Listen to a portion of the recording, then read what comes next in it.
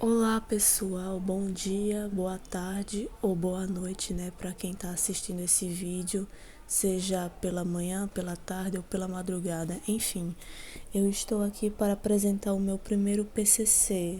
E para os que não conseguem entender a sigla, significa Prática Comum Curricular, que é obrigatório em alguns cursos de licenciatura, que no caso eu estou fazendo meu curso de Letras em Inglês. Sou estudante do Polo Estácio e hoje eu estou aqui para apresentar a disciplina Planejamento Escolar e Avaliação da Aprendizagem. E o conteúdo que vou debater aqui hoje com vocês, no caso a atividade, vai ser sobre conceitos sobre como a aprendizagem se desenvolve na mente humana, planejamento escolar e avaliação da aprendizagem. Esses serão os tópicos que vou discutir aqui para mostrar para vocês sobre como a aprendizagem é adquirida na mente do ser humano, se nascemos com aprendizagem ou como aprendemos, e também como o nosso cérebro é capaz de adquirir tanto conhecimento e processar informações desde o nosso nascimento até a nossa vida adulta. Então, vamos prosseguir. Bom, como vocês estão vendo, o primeiro tópico que vou discutir aqui é sobre a aprendizagem, resumindo, os conceitos da aprendizagem. Se caso vocês não conseguem ler o que está escrito aí nessas letras, porque eu creio que na tela que vai aparecer aí no YouTube, talvez algumas letras estejam pequenas. Então eu vou ler aqui para vocês conseguirem entender o conteúdo.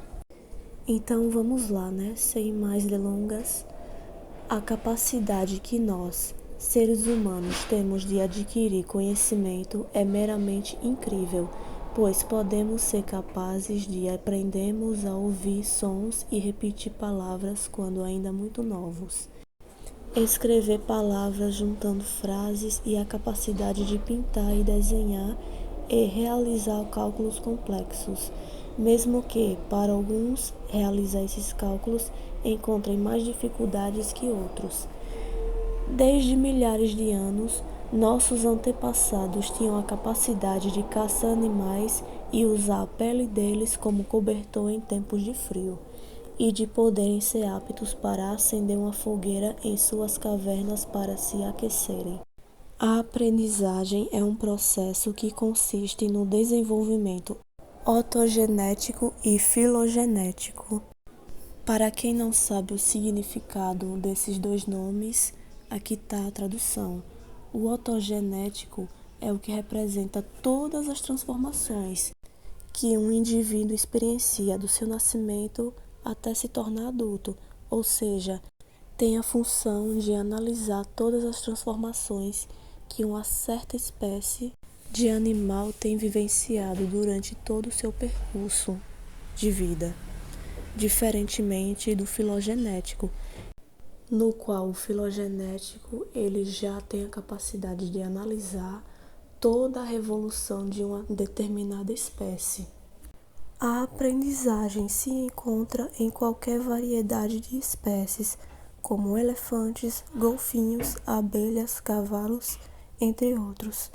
Mas quando se trata sobre a aprendizagem desenvolvida na mente do ser humano, gera uma questão complexa de debates e teorias de como adquirimos a aprendizagem. Vamos discutir na próxima sessão. Bom, como vocês podem ver, tudo que eu li é o que está escrito aí nessa base de conceitos da aprendizagem. Bom, então vamos falar sobre o que eu entendi sobre a questão da aprendizagem. Bom, a aprendizagem se adquire em termos de que sempre estamos aprendendo algo novo durante todo o nosso processo de vida, ou seja, durante toda a nossa evolução, desde a mais tenra idade de quando nascemos ou quando somos crianças, até se tornarmos adultos, incluindo também até a nossa morte, porque a aprendizagem sempre está nos acompanhando desde o começo, desde sempre. Quando nós, seres humanos, temos por volta de 8 meses, resumindo, um recém-nascido, temos a capacidade de ouvir sons e prestar atenção no qual o outro indivíduo, quer seja nossos pais ou parentes, tentam se comunicar com a gente, no caso, quando estão falando com a gente. Porém, nessa fase, as crianças não têm a capacidade de se expressar em palavras. Elas de fato balbuciam, fazem alguns sons que os seres humanos ainda não são capazes de compreender o que essas crianças estão querendo se expressar, estão querendo falar de fato. É um som, como podemos dizer, irreconhecível. Porém, é basicamente, na minha opinião, a primeira comunicação que o ser humano tem de se comunicar com os pais. Agora, quando a criança atinge seus primeiro ano de idade, ela já consegue formar algumas palavras, mesmo falando errado, que os pais ainda têm que corrigir, né? Um exemplo que eu posso dar é a palavra mamãe. E a criança, ela fala mama, sendo que o pai tem que corrigir ela até ela poder se expressar de uma forma certa, da maneira correta. Bom, quando a criança atinge os seus 3 anos de idade, ela já tem a capacidade de formar frases de uma maneira em que os pais possam compreender melhor do que nos seus anos anteriores. No caso, eles conseguem se expressar de uma maneira mais clara, já conseguem formatar frases mais complexas, mesmo que ainda com alguns erros gramaticais, porém elas já tiveram uma evolução maior do que tiveram entre 1 ano e 2 anos de idade. Outro exemplo que eu também queria discutir é sobre os nossos antepassados, no caso, nos tempos da Era da Pedra, em que os homens eles podiam ser capazes de acender uma fogueira em seus acampamentos, no caso, nas cavernas onde eles viviam, com o objetivo de se aquecerem do frio ou basicamente de se aquecerem mesmo. Que hoje em dia a gente tem a nossa própria casa, né? Para nós nos aquecermos em tempos de frio, chuva, etc. Como eles também caçavam animais para o seu meio de sobrevivência e também muitas vezes usavam a pele dos animais para se aquecerem em cobertores para se proteger em tempos de frio, geada, neve, entre muito mais. Com isso, demos a entender que naquela época, por mais que eles não tinham meios tecnológicos para se sobreviver, eles tinham habilidades de sobreviver por meio da caça, como os animais de hoje fazem. Um leão, quando vai querer sobreviver, tem que caçar as suas presas. Enquanto eles se usavam do mesmo método, porém também tinham habilidades de usar a pele dos animais para poder se aquecer, né? Que no caso, isso já é um meio de aprendizagem que eles adquiriram durante o tempo. O interessante disso é porque eles aprendiam de qualquer jeito, eles tinham capacidade de aprender alguma coisa, mesmo tendo uma mente primária, uma mente primitiva, porque nós, seres humanos de hoje, temos a mente mais avançada, muito mais avançada do que eles naquela época. A tecnologia foi se avançando e hoje nós temos capacidade de encontrar várias informações de qualquer tipo, em qualquer meio de rede social. Outro exemplo de aprendizagem que eu queria também falar é sobre os elefantes. Um elefante tem a capacidade de desenhar assim como uma criança, porém os traços que o elefante desenha é basicamente um desenho muito simples que uma criança pode fazer. Não é exatamente um desenho que um adolescente ou um jovem é capaz de desenhar, porque, como todo mundo sabe, nem todo mundo tem um talento de desenhar, né? Um exemplo que eu posso dar é certa pessoa que eu conheço é boa em desenhar, já eu não sou muito boa. Isso é de fato uma habilidade que o ser humano tem. Porém, a grande questão que fica é como adquirimos a aprendizagem. Como podemos ser capazes de fornecer informações e adquirir o conhecimento, por meio também de uma aprendizagem significativa? Essa vai ser uma questão que vamos discutir no próximo bloco. Bom, pessoal, aqui eu vou falar sobre duas teorias diferentes sobre 4 estudiosos que eles acabaram criando teorias diferenciadas uma da outra sobre o aprendizado, e isso inclui também as escolas antagônicas. Cada uma dessas teorias gera diálogos diferentes do ponto de vista de cada uma. Vamos começar pelo empirismo de John Locke, ou melhor dizendo, John Locke, se caso eu expressei de uma forma errada o nome dele. John Locke estabelece a teoria do empirismo, onde, como vocês podem ver, a teoria da tábula rasa, indivíduo nasce vazio e obtém conhecimento através das experiência dos sentidos sensoriais. Ele acreditava que o indivíduo nascia vazio, sem conhecimento nenhum, e que o indivíduo obtinha conhecimento através do meio, resumindo, através do ambiente em que ele convivia, por meio da sociedade.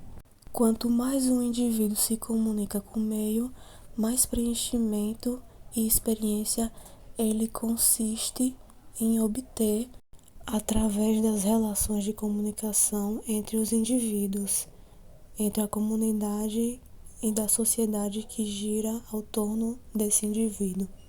Ou seja, Locke acreditava que o ser humano era desprovido de conhecimento e que ele não tinha capacidade de obter conhecimento sem se comunicar com o meio ambiente.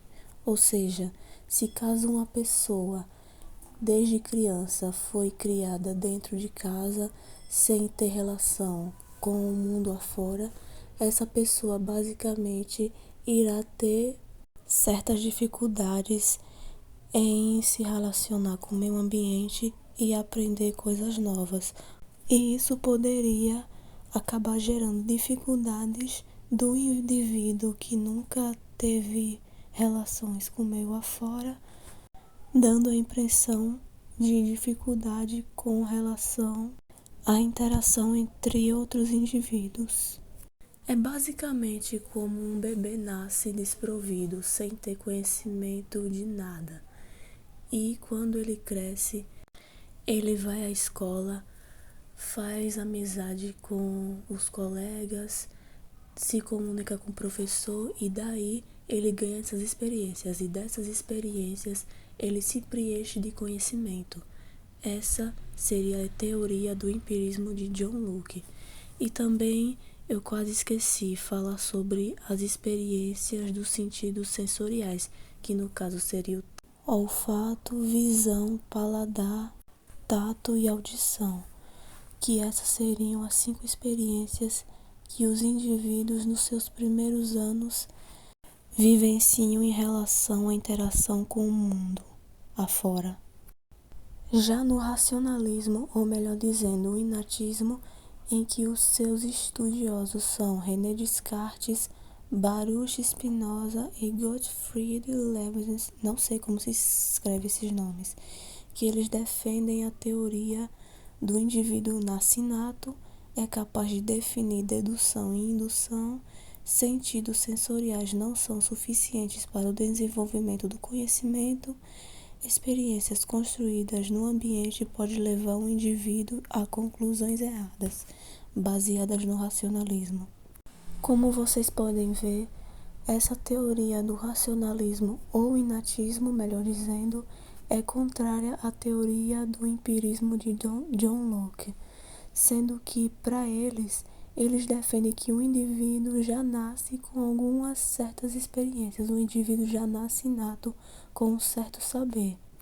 Um exemplo simples que posso dar é quando a criança, um bebê recém-nascido, ele é capaz de escutar o som dos pais, como eu já tinha falado antes, e poder tentar repetir esses sons. Ou seja, eles também têm uma certa capacidade de imitar esses sons que os pais produzem, que no caso é contrário à teoria do empirismo, que defende que o indivíduo nasce sem saber, nasce como uma tábula rasa.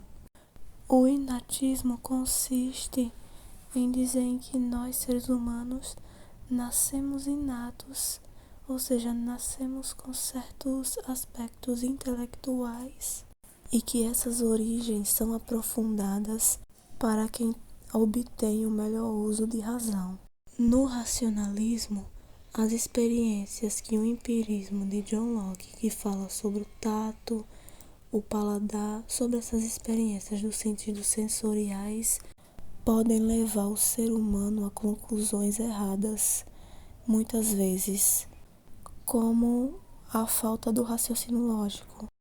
Também não vamos esquecer que Platão, ele defendia o inatismo e acreditava que nascíamos com princípios racionais e ideias inatas, até porque ele também já foi considerado o pai do inatismo. Literalmente falando, essas duas teorias que vocês acabaram de ver sobre as escolas antagônicas, empirismo e racionalismo ou inatismo, são ideias contrárias, em que um acreditava que o ser humano nascia desconhecido, sem saber de nada, e que a partir do meio ele se preenchia de experiências e de conhecimentos. Já no outro, acreditava que o ser humano já nascia com uma certa capacidade de dedução e indução através de ideias inatas e princípios racionais. Nesse tópico, vamos agora falar sobre o behaviorismo, que, como eu já tinha colocado aqui, surge das áreas de ciências naturais da psicologia, se relaciona ao comportamento, behavior em inglês, observa o comportamento de determinado animal. E seu principal fundador foi o Watson, e aprofundou seus estudos na área psicológica do comportamentalismo, defendia a observação do comportamento como único método para a psicologia. E o que vamos estudar mais adiante serão os comportamentos operantes, que são explicados pelas teorias do reforço e punição, onde existem dois tipos de reforço quanto da punição, negativos e positivos. Mas vamos falar sobre isso um pouco mais tarde. Eu vou aqui falar exatamente o conceito do behaviorismo. Behaviorismo surge da palavra behavior, que significa comportamento em inglês, como já havia dito para vocês. E acabou surgindo da área da psicologia, tendo o objetivo de observar o comportamento de um determinado animal, quer seja ele qualquer animal, doméstico, selvagem, independente do que for. John Watson demonstrou um certo interesse por essa área da psicologia e acabou aprofundando seus estudos com a ajuda do fisiologista russo Ivan Pavlov sobre esse tipo de assunto, e acabaram descobrindo sobre o famoso condicionamento clássico, no qual se tornou fundamental para o behaviorismo. Eles acabavam observando o comportamento de certos animais e disso acabaram criando experimentos para analisar como os animais reagiriam a certo objeto. Eu irei mostrar 2 simples exemplos na próxima tabela. Bom, galera, aqui estão esses 2 exemplos. Como vocês podem ver, eu decidi colocar o gato como um exemplo simples aqui. No primeiro exemplo acima, a gente vê um gato um pouco assustado e essa imagem de um choque. E o que eu estou tentando demonstrar com essa imagem? Bom, o que eu quero dizer é que, se caso vocês tenham um gato em casa, vamos fazer uma suposição, na verdade. Aí o seu gato está brincando com uma tomada de colocar carregador ou qualquer coisa elétrica. Daí ele está brincando com ela, começa a morder e tudo mais. Só que o que você não esperava é que ele levemente toma um choque. Sendo um choque leve ou um choque forte, esse gato vai sentir o efeito em seu corpo. Daí o que acontece? Esse comportamento de ele querer mexer na tomada mais uma vez após levar esse choque, ele com certeza o que ele vai querer fazer? Evitar brincar com a tomada, porque como ele tinha sofrido um choque, a única tendência desse comportamento de brincar com a tomada elétrica vai fazer com que diminua, porque como ele tem ideia que o choque causou um efeito negativo no corpo dele, ele tende a diminuir esse comportamento. Daí é o que chamamos de redução de comportamento, ou melhor, diminuição do comportamento. Já nesse segundo exemplo desse gato que está um pouco atento e a imagem de peixes, como a maioria de vocês sabe, peixe é uma comida que gato ama. Bom, talvez eu não conheça um gato que não goste de peixe, porque todos os gatos ou qualquer gato é apaixonado por peixe. Então, nesse exemplo que eu quero dar, é que quando uma pessoa está preparando a comida, está, por exemplo, fazendo peixe, cozinhando peixe, e tem um gato por perto, e o gato sente esse cheiro de peixe, ele vai basicamente fazer a mesma expressão que talvez esse gatinho esteja fazendo. Ele começa a sentir o cheiro e já fique na consciência dele. Isso é peixe, isso é uma coisa que ele ama. E com certeza o que ele vai fazer? Vai atrás desse cheiro e tentar saborear. Ou seja, quando ele sentir esse cheiro, ele já tem a tendência de que é a hora de comer. Ou seja, a frequência desse comportamento aumentar é grande. Ou seja, a diferença que eu quero demonstrar aqui é que o primeiro, a tendência é de diminuir o comportamento. Já o segundo, conforme ele sentir o cheiro da comida, a tendência é desse comportamento aumentar. Ou seja, a grande diferença que eu quero demonstrar aqui é a tendência de um comportamento diminuir e o outro de aumentar. Voltando sobre o conceito do behaviorismo, eu falei que eu ia explicar sobre os comportamentos operantes, no caso, a punição e o reforço. Eu vou mostrar alguns outros dois exemplos, porém, dessa vez, não se trata mais de animal, e sim do ser humano. Porém, eu vou relatar mais sobre as punições negativas e positivas. Vamos para o próximo tópico. Como vocês estão vendo aí na tela, o primeiro exemplo apresenta um menino um pouco triste, querendo chorar, e a outra mulher brava, como se quisesse bater nele. O que eu quero representar com isso? Essa primeira imagem é um exemplo de uma punição positiva. Se caso, vamos supor, essa mulher é a mãe dele e o motivo por qual ela quer bater nele é porque ele com certeza acabou fazendo algum tipo de comportamento que a levou a agredi-lo, como por exemplo, a desobedecê-la ou desrespeitá-la, ou até mesmo gritar com ela. E daí, se ela bater nele, ou como muita gente fala, né, no sentido de apanhar, vai fazer com que a desobediência ou o jeito de ele desrespeitar a própria mãe, ou até gritar com ela, faça com que esse comportamento que ele tem seja reduzido, diminuído de uma forma positiva. Já no outro exemplo abaixo, vemos uma criança e um celular e outro símbolo de bloqueio.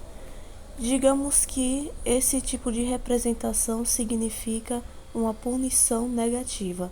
O que é uma punição negativa? Vou exemplificar isso com mais clareza. Imaginemos uma criança de 8 anos de idade que já tem seu próprio celular. Só que, por passar muito tempo no celular, e esquecer de fazer seus afazeres, suas tarefas de casa, isso acabe decepcionando seus pais. E com isso, os pais dessa criança decidiram tomar o celular da criança.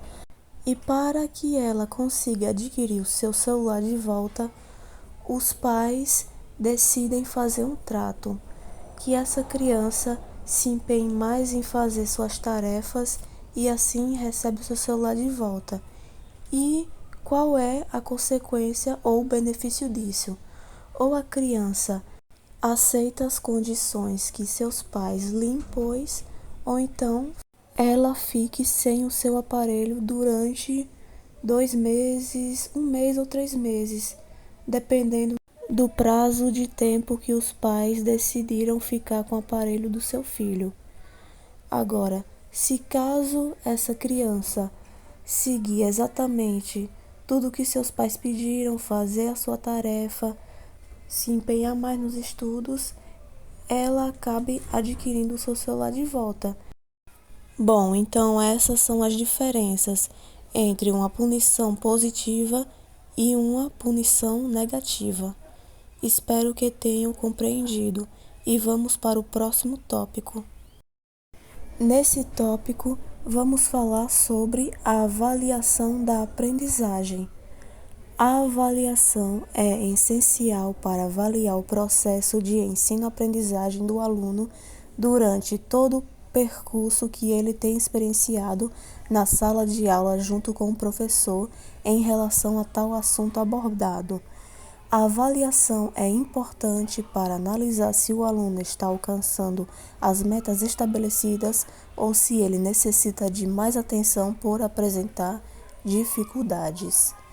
Antes de entrarmos em tipos de avaliação, eu vou falar sobre o conceito da avaliação.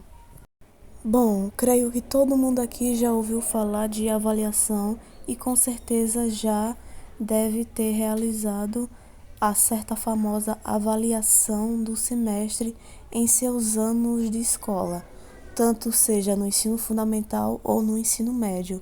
E sabe que algumas pessoas, na verdade, a maioria de algumas pessoas ficam nervosas ao realizar essa certa avaliação.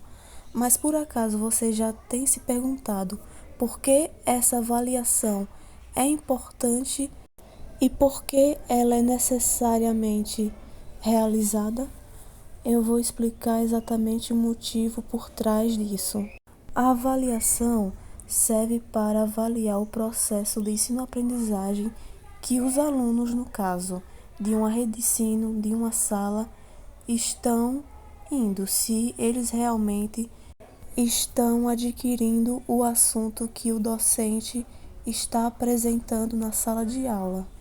Na sala de aula sempre há interação entre os professores e os alunos, e é responsabilidade do professor em, de fato, conhecer os alunos, não somente passar os conteúdos, mas também querer saber sobre a vida dos alunos, sobre as suas experiências, como eles são de verdade. Assim, eles podem criar um laço familiar muito maior do que só passar conteúdos. O professor tem que se aprofundar na realidade dos alunos e não somente passar um certo conteúdo sem estar dentro da realidade deles. Mas como o foco aqui é na avaliação da aprendizagem, vamos falar mais sobre por que a avaliação é tão essencial. Como eu já tinha falado, ela é importante para analisar como está o processo da aprendizagem do aluno, se ele realmente está alcançando as metas que a escola está estabelecendo durante um ano, se ele está seguindo essas metas ou não, ou se caso ele apresenta uma certa dificuldade. E é dever também dos docentes ajudar o aluno no que ele tem mais dificuldade, para que ele possa realmente alcançar o aprendizado. Daí o docente deve estabelecer novas metodologias, planos de aula ou metas para que esse aluno possa alcançar finalmente o seu ensino-aprendizagem. Um exemplo que eu queria dar também era sobre uma aula de geografia, uma geografia aleatória, em que o professor de geografia é um pouco soberbo dizendo que em minha matéria ninguém é capaz de passar. Ele meio que fala assim num tom um pouco arrogante e diz que na matéria dele só passa de 10 para 5 alunos. Digamos que em uma sala exista 60 alunos e basicamente 50 a 55 desses alunos são reprovados e somente 5 a 10 alunos são aprovados. O que isso significa? Esse docente não estabeleceu metas ou planos de aula para que o ensino de aprendizagem fosse estabelecido de benefício para seus alunos. Ele necessariamente vai precisar replanejar e repensar sobre as suas metas e os seus planos de aula, para que os alunos possam alcançar as metas que a rede de ensino propôs. Falando agora sobre os tipos de avaliação, temos a avaliação diagnóstica, realizada no início do ano com o objetivo de analisar os conhecimentos prévios dos alunos. A avaliação formativa é realizada durante todo o ano e analisa todo o processo de ensino-aprendizagem do aluno. A avaliação somativa vai determinar se o aluno está apto para avançar de série ou não. Bom, concluindo, a avaliação diagnóstica é aquele tipo de avaliação que você faz lá no começo do ano letivo. Por exemplo, você é um aluno do primeiro ano do ensino médio. Aí bem no comecinho você realiza uma avaliação sobre os conhecimentos prévios que você estudou entre o 7º ao 9º ano. E essa avaliação vai servir para analisar esses conhecimentos que você obteve durante todas essas séries anteriores. Já na avaliação formativa, é aquela avaliação que está lá, que é realizada durante todo o ano letivo, em que vai exatamente analisar o processo de aprendizagem do aluno, se caso ele está alcançando as metas que o próprio docente propôs para ele, ou se ele está apresentando certas dificuldades, como a avaliação que eu tinha falado anterior. Essa avaliação formativa é uma avaliação basicamente muito importante. Já a avaliação somativa é aquela avaliação que é realizada no final do ano letivo e cabe a ela analisar se o aluno está apto para passar de ano ou não. No caso, vai analisar se o aluno realmente está preparado para avançar de série ou se ele vai precisar retroceder, no caso, se ele vai precisar repetir de série. Cabe à avaliação somativa analisar o desempenho dele. Bom, estou aqui para finalizar mais uma vez esse tópico e passar para outra etapa. O próximo conteúdo que vamos discutir aqui será sobre o planejamento. O planejamento sempre faz parte do nosso cotidiano e está relacionado, viu, gente? Eu tinha colocado aqui relacionamento porque eu tinha cometido um erro ortográfico, então esqueçam isso. Bom, enfim, com objetivos e metas que desejamos alcançar ou buscar soluções para problemas que enfrentamos, seja na área financeira, familiar ou escolar. Esses são os tipos de planejamento: planejamento pessoal, planejamento financeiro, organizacional, empresarial, estratégico, familiar, operacional, urbano, educacional e escolar. Bom, como eu já tinha colocado aí, o planejamento sempre faz parte da nossa vida. O planejamento é essencial para qualquer área da nossa vida, quer seja financeira, pessoal ou entre outras áreas. Por exemplo, quando você decide fazer uma rotina de estudos, não tem como não existir um planejamento. Você tem que ter o ato de planejar sua rotina de estudos, organizar o seu tempo para horas vagas que você possa estudar, assim como também no trabalho, em que você deve estabelecer metas para que você possa concluir certas demandas e realizar certas atividades no prazo desejado. Na sua rotina familiar, você também cria um planejamento para poder estabelecer certas rotinas ou disciplinas ou regras que tem, dependendo de como sua família gosta de organizar a rotina diária. E principalmente quando se fala em planejamento escolar e educacional. Por exemplo, planos de aula. Eu tive que planejar essa aula que eu estou fazendo agora. Eu estou aqui mostrando esses tópicos para vocês. E se caso eu não tivesse um certo planejamento, provavelmente não estaria aqui explicando para vocês sobre o planejamento e os demais assuntos que a gente debateu há alguns minutos atrás. Ou seja, para tudo a pessoa precisa de um planejamento, de uma organização na vida. Vamos a seguir debater sobre os planejamentos educacional e escolar na próxima sessão. Aqui falaremos sobre o planejamento escolar. O planejamento escolar consiste no intuito de estabelecer metas e estratégias oferecendo recursos para uma rede de ensino. Esse planejamento é fundamental para a organização escolar, como os gestores podem auxiliar os docentes a como administrar suas aulas, organizar avaliações, entre outros. Planejamento estratégico é voltado à responsabilidade da gestão escolar, direção, secretaria, para planejar métodos e recursos na administração da rede de ensino e no que pode melhorar. Planejamento participativo consiste num plano em que toda a equipe pedagógica pode participar, incluindo alunos, docentes, pais dos alunos e funcionários têm direito a expressar suas ideias.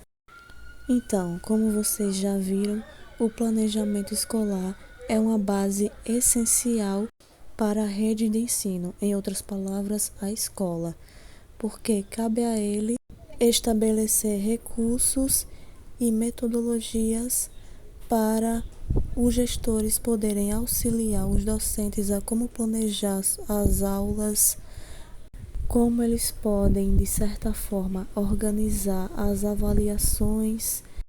A direção também tem o ato de planejar e estabelecer estruturas para melhorar a escola, no que precisa ser feito para ela mudar de uma forma eficaz e melhor.